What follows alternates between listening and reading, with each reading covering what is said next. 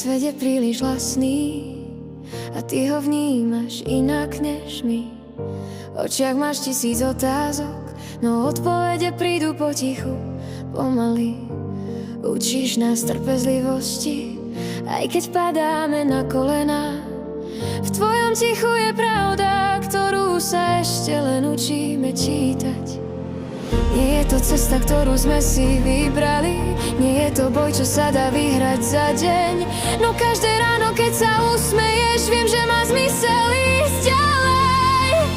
Autizmus je skúška aj dar, kríž, čo nesie láska a čas. Nie je to koniec, len iný plán, iné tempo, iný hlas.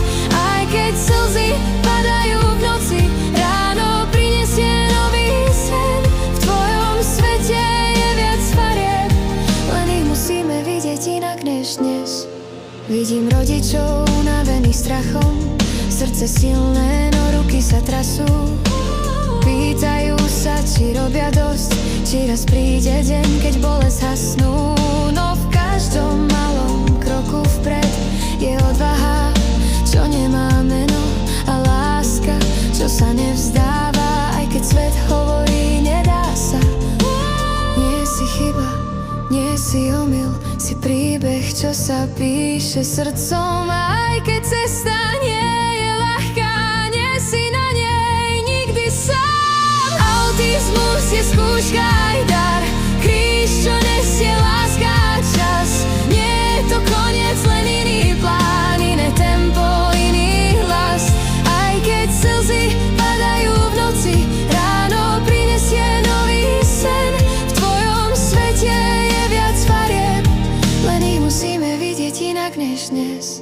Možno nikdy nebudeš ako ostatní a práve v tom je tvoja sila. Učíš nás, čo je skutočné, keď sa duša sveta unavila. V tichu počuť pravdu jasnejšie, v očiach máš celý vesmír sám. Si dar, čo nás mení znútra, aj keď to bolí, aj keď sa bojím ísť ďalej.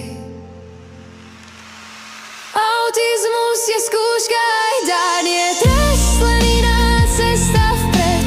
Láska je tu väčšia než strach, aj keď nevždy vidno hneď. Pre rodičov, čo nespia v noci, pre deti s vlastným svetom snov, nádej žije v každom dni, lebo láska je silnejšia než strach a bolesť slov.